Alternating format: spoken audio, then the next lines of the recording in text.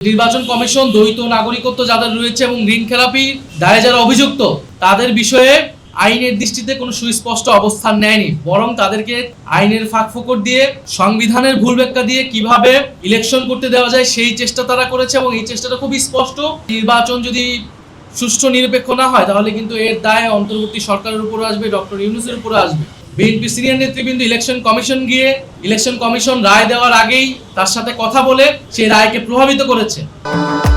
ভবিষ্যৎ হোক নিরাপদ, বিনিয়োগ হোক বিশ্বস্ত, আর আমার পছন্দ সল্ট বে। ওয়েলকাম টু সল্ট বে। যেটা সামনে নির্বাচন এবং সমসাময়িক রাজনীতিকে প্রশ্নবিদ্ধ করছে, এই বিষয়টা আমরা প্রধান উপদেষ্টার কাছে উল্লেখ করেছি। যেহেতু প্রধান উপদেষ্টা এবং অন্তর্বর্তী সরকার বারবারই বলে আসছে যে ইতিহাসের সর্বশ্রেষ্ঠ একটা নির্বাচন তারা দিতে চায় এবং সেই আস্থাটা তারা আমাদেরকে দিচ্ছে, দেওয়ার চেষ্টা করতেছে।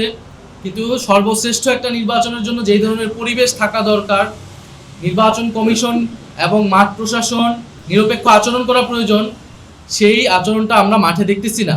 এবং এই বিষয়গুলো আমরা ওনার কাছে বলেছি যে নির্বাচন যদি এইভাবে পক্ষপাতদুষ্ট হয়, নির্বাচন কমিশন যদি পক্ষপাতদুষ্ট আচরণ করে, সেটা নির্বাচনে প্রভাব ফেলবে এবং নির্বাচন নিয়ে শঙ্কা তৈরি হবে।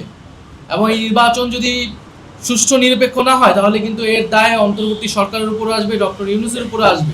সেই জায়গায় আমরা আমাদের উদ্বেগ ওনার কাছে প্রকাশ করেছি এবং আমরা আশা করব যে সরকারের পক্ষ থেকে এই প্রতিকার করবে।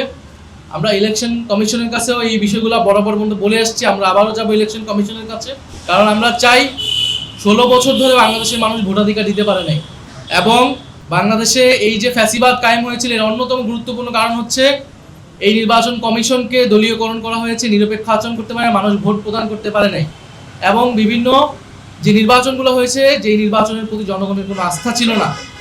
ফলে এইবারের নির্বাচন এটা একটা ব্রেক করবে এবং বাংলাদেশের গণতন্ত্রের পথে আমরা উত্তরণ করবে, সেটাই প্রত্যাশা।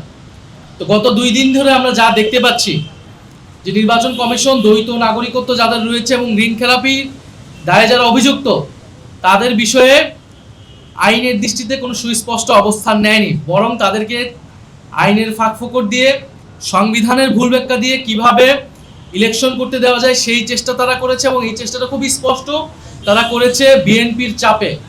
বিএনপি এবং তার ছাত্র সংগঠন ইলেকশন কমিশনের সামনে যেই একটা মব তৈরি করেছে, যেই চাপ তৈরি করেছে, এবং বিএনপি সিনিয়র নেতৃবৃন্দ ইলেকশন কমিশন গিয়ে ইলেকশন কমিশন রায় দেওয়ার আগেই তার সাথে কথা বলে সেই রায়কে প্রভাবিত করেছে।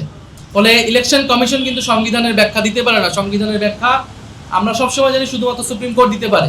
সংবিধানে সুস্পষ্টভাবে বলা আছে যে দ্বৈত নাগরিকত্ব যারা থাকবে তারা ইলেকশনে অংশগ্রহণ করতে পারবে না। এবং এই দ্বৈত নাগরিকত্ব ত্যাগ করা বলতে কি বোঝানো হবে এটাও সুপ্রিম কোর্টের ব্যাখ্যা আছে। কিন্তু ইলেকশন কমিশন একটা নতুন একটা ব্যাখ্যা গতকালকে দিলে, এই ব্যাখ্যা ইলেকশন কমিশন আসলে দিতে পারে না।